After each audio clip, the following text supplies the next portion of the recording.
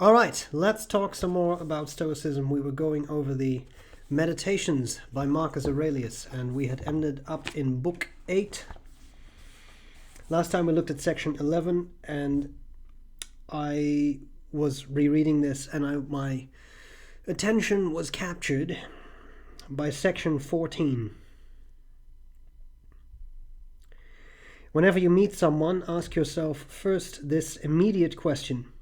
What beliefs does this person hold about the good and bad in life? Because if he believes this or that about pleasure and pain and their constituents, about fame and obscurity, death and life, then I shall not find it surprising or strange if he acts in this or that way. And I shall remember that he has no choice but to act as he does. There's a couple of things in here. Let's start going at it from behind. Let's start at the end here. And I shall remember that he has no choice but to act as he does. This is I think we have covered this a couple times, but this is a very complicated matter in Stoicism, because traditionally the Stoics believed that everything in the universe is determined by the Logos. And you can consider the Logos to be that entity that does the ordering in the universe. And you could describe that as all kinds of different entities. You could call that Logos, as the Stoics do, but they also used other terms. They would use the universe, the cosmos, they would use God, they would use fate. So it doesn't really matter whether you believe in God, or whether you believe in gods, or whether you believe in no gods or God. It doesn't matter, because there's always something that works in Stoicism, in my mind, whether you then decide to call that Logos or the universe or fate or whatever. Now, having said all that, the problem you run into here is that determinism, right?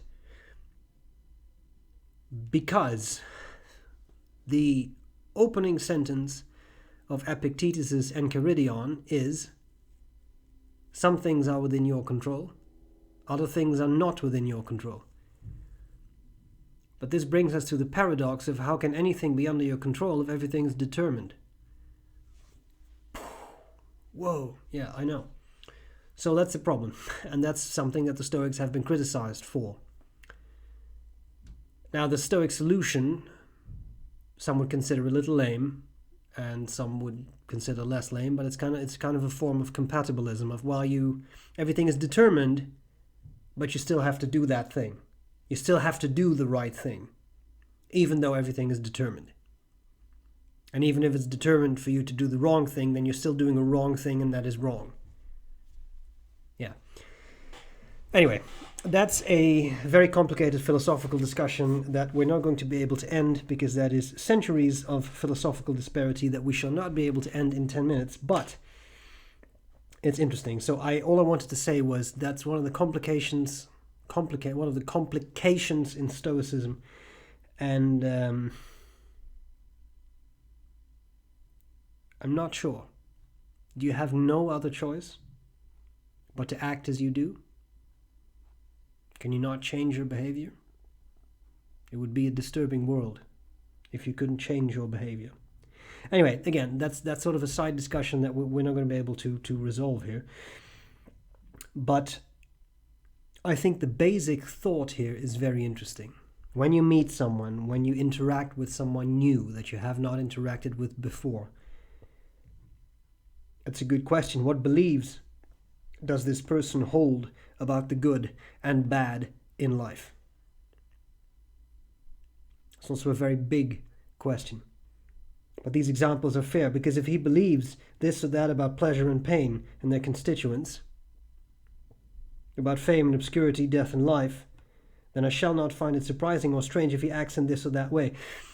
So even if we try to forget about this, or not forget, but try not to get into the determinist aspect of this so much, there are consequences to a person having beliefs, and how can you not have beliefs? How can you not have certain convictions? How can you not have feelings about big things in life, like what is good, what is evil, what is morally acceptable, what is morally unacceptable, what is death and life, and how do you feel about death?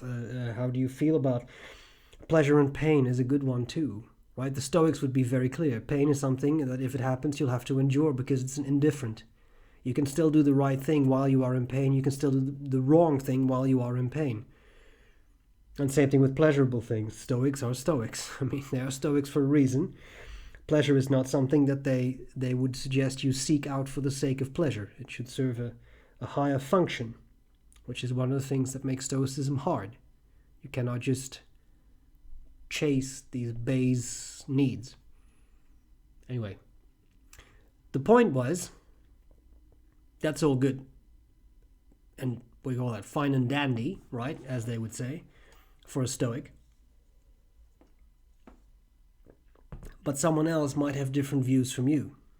You might say, well, I try to only engage in pleasurable activities when I really want to and when it serves a function, and I try to accept pain when it happens and all these things. Someone else may have different opinions. Obviously, because we're different people. But for me, the core aspect of this particular section in the book is, if you know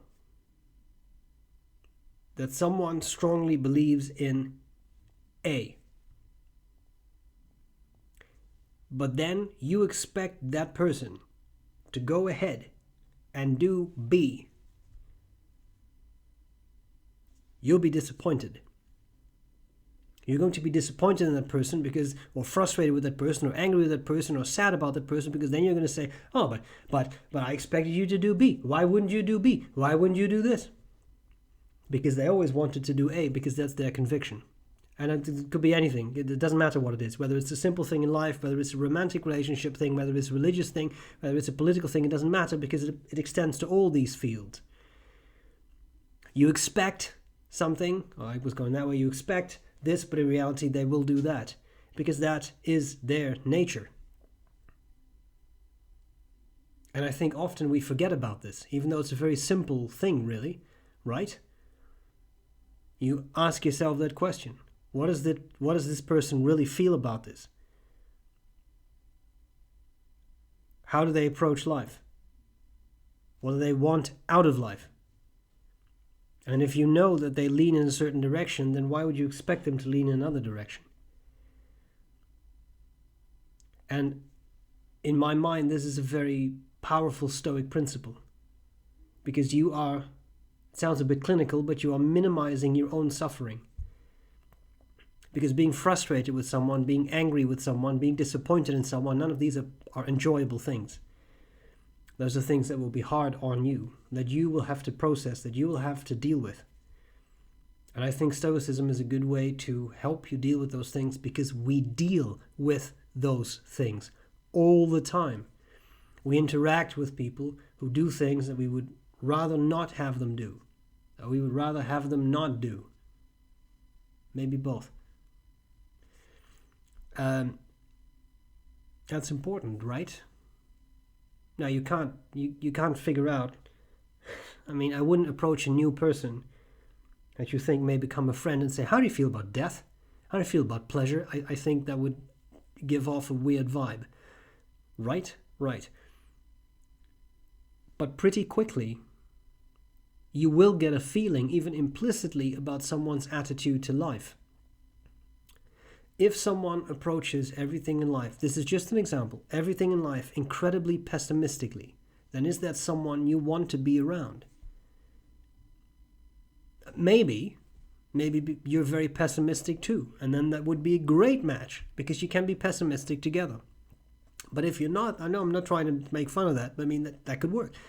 But if you are not, then what kind of disaster are you setting yourself up for in that specific relationship, whether that is a friendship, a romantic relationship, or whatever, if you have, like, again, those diametrically opposed views?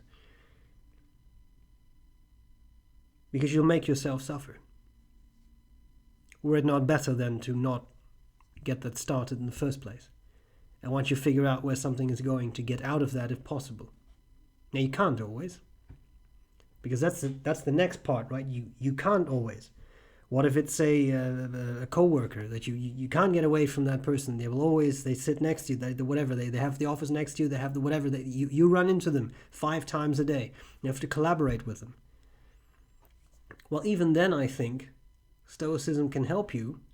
You may not be able to avoid them, but then it becomes a matter of, but realize what they do.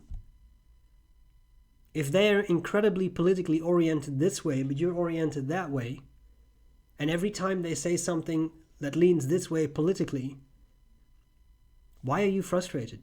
You know this is what they are. You know that is what they believe in, which, within reason, is their right. But then why get upset about it? You already know.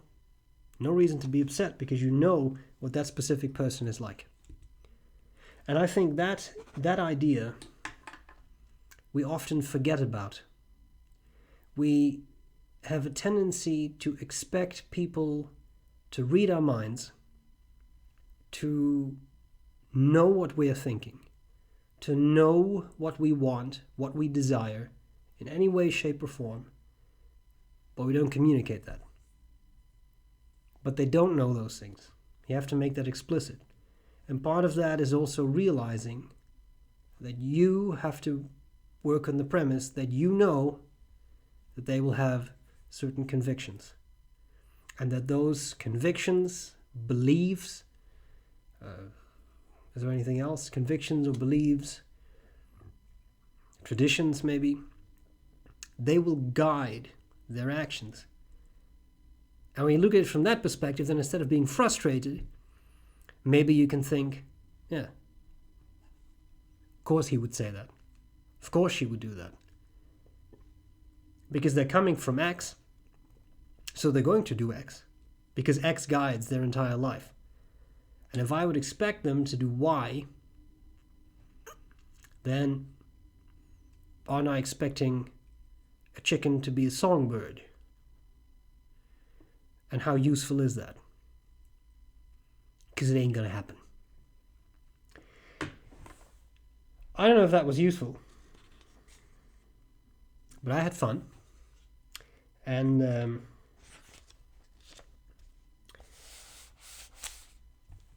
that's it. I hope this was useful. I will gladly see you again next time when we discuss some more Uncle Marcus. Bye.